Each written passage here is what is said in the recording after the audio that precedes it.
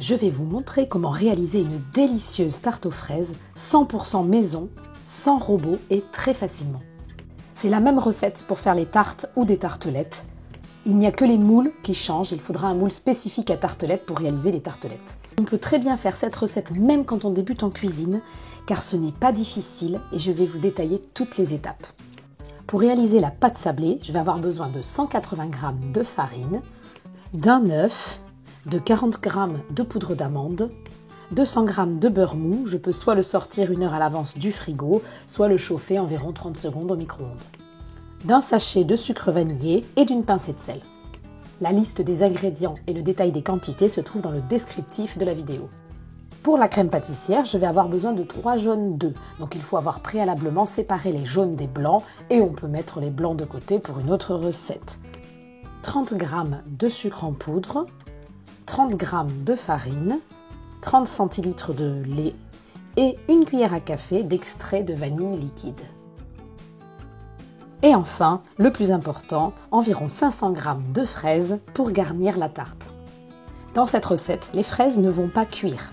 On va cuire la pâte, puis on va étaler dessus la crème pâtissière et ensuite on va venir poser les fraises qui, elles, vont rester crues. Pour préparer ma pâte, je vais verser la farine dans un saladier. Je vais ajouter la poudre d'amande, le sachet de sucre vanillé et la pincée de sel. Et je vais venir mélanger tout ça. Ensuite, je verse le beurre mou. Je mélange dans un premier temps avec une cuillère. Et ensuite, pas le choix, il va falloir y mettre les mains pour que ça puisse bien se mélanger. Là, je vous montre comment réaliser cette pâte sans robot. Mais on peut bien évidemment utiliser un robot qui mélange et ça fait gagner beaucoup de temps. On va mélanger comme ça pendant quelques minutes jusqu'à ce que ça forme une pâte sableuse. Et ensuite, on ajoute l'œuf et on va venir à nouveau mélanger pendant plusieurs minutes. Là, ça colle un peu, c'est pas très agréable. Mais vous allez voir, avec un peu de patience, le résultat sera à la hauteur. Quand c'est suffisamment mélangé, je vais pouvoir former une boule que je vais pétrir encore un petit peu. Après environ 30 secondes de pétrissage, voilà ce que j'obtiens. Je vais prendre ma boule de pâte sablée et je vais venir la poser sur un film plastique transparent pour pouvoir l'emballer et la mettre au frigo. Je vais la placer au frais pendant environ 1 heure. Pendant ce temps, je vais préparer la crème pâtissière. Dans un saladier, je vais mettre les 3 jaunes d'œufs, je vais ajouter le sucre et ensuite je vais bien mélanger. Il est souvent écrit dans les recettes qu'il faut mélanger jusqu'à ce que le mélange blanchisse. En réalité, ça ne va pas devenir complètement blanc, mais il faut que le sucre se dissolve bien et se mélange bien aux œufs et que donc ça s'éclaircisse. Voilà à peu près la teinte que ça doit avoir. J'ajoute ensuite la farine et je mélange de nouveau.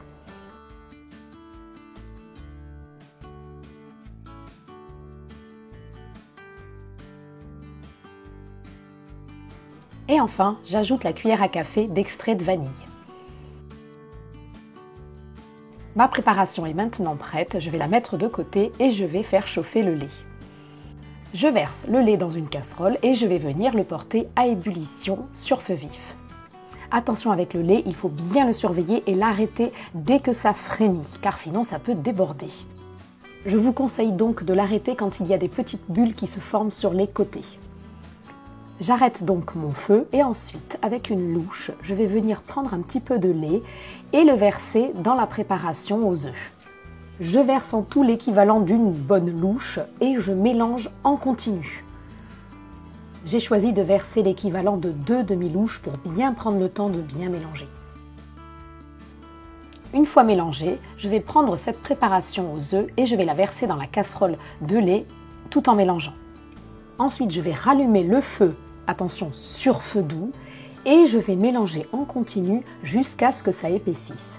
Ça peut facilement prendre quelques minutes. Voilà la consistance que cela doit avoir à la fin. Ça peut même être encore plus épais, ça c'est selon les goûts. Si on souhaite une crème plus épaisse, il suffit de laisser cuire encore un peu. Je vais mettre ma crème de côté et préparer la pâte. Je vais récupérer ma pâte qui était dans le frigo. Elle doit être suffisamment ferme, mais pas trop non plus pour pouvoir s'étaler ensuite facilement. Si elle est trop ferme, eh bien, je vais la laisser un petit peu réchauffer à température ambiante et si elle ne l'est pas assez, je la remets un petit peu au frigo. J'étale un papier cuisson sur lequel je vais venir poser ma pâte et je vais venir poser par-dessus un autre papier cuisson de la même taille. Et ensuite, avec mon rouleau à pâtisserie, je vais venir étaler ma pâte. Les deux papiers cuisson permettent d'éviter que la pâte ne colle au rouleau à pâtisserie. J'étale petit à petit en veillant à aller bien de chaque côté. Je vais essayer progressivement d'obtenir comme un grand rond si j'y arrive, car ce n'est vraiment pas facile. Alors si on fait des tartelettes, c'est plus simple parce qu'après on viendra découper des petits ronds dans la pâte, donc il n'y a pas besoin de former un rond.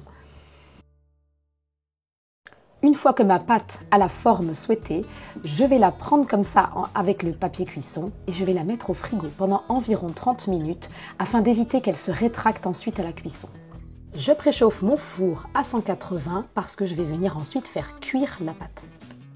Au bout de 30 minutes, je sors ma pâte du frigo, je viens enlever le papier cuisson, je garde celui qui est en dessous pour pouvoir venir le poser dans mon plat à tarte. Et ensuite, je viens donc garnir mon plat à tarte en recoupant un petit peu les bords si besoin, en coupant le papier cuisson qui dépasse. Et ma pâte à tarte est maintenant prête à être cuite. Si je ne souhaite pas que ma pâte fasse des bosses en cuisant, il faut dans ce cas rajouter un papier cuisson et mettre des petits cailloux par-dessus que l'on enlèvera ensuite. Dans un souci de simplicité, j'ai sauté cette étape et ce n'est pas très grave, ça ne change rien au goût au final. Si je choisis de réaliser des tartelettes à l'aide d'un emporte-pièce, je vais venir découper des cercles dans ma pâte. Ensuite, je vais prendre le petit cercle découpé et je vais venir le poser dans le moule à tartelettes.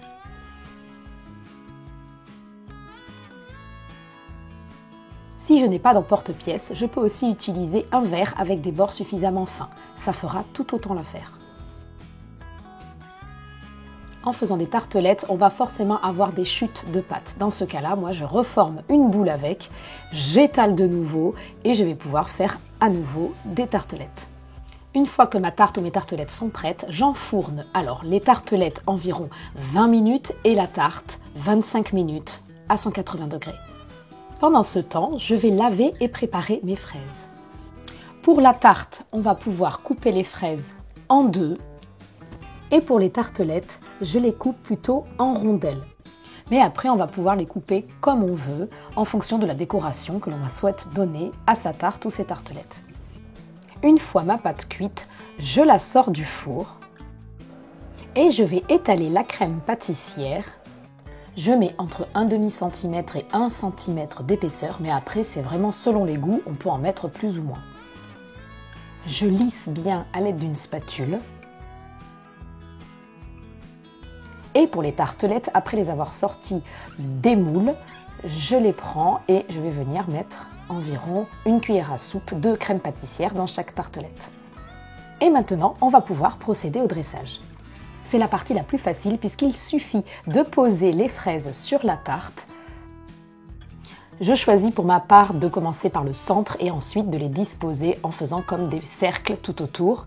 Mais on peut aussi faire une autre disposition, il faut laisser libre cours à sa créativité. Pour les tartelettes, c'est la même chose, je garnis chaque tartelette à l'aide des rondelles de fraises. Et voilà, c'est prêt à être dégusté. Comme je le disais, on ne cuit pas la tarte aux fraises ensuite. Venez me dire en commentaire si vous êtes plutôt tarte ou tartelette. Bon appétit!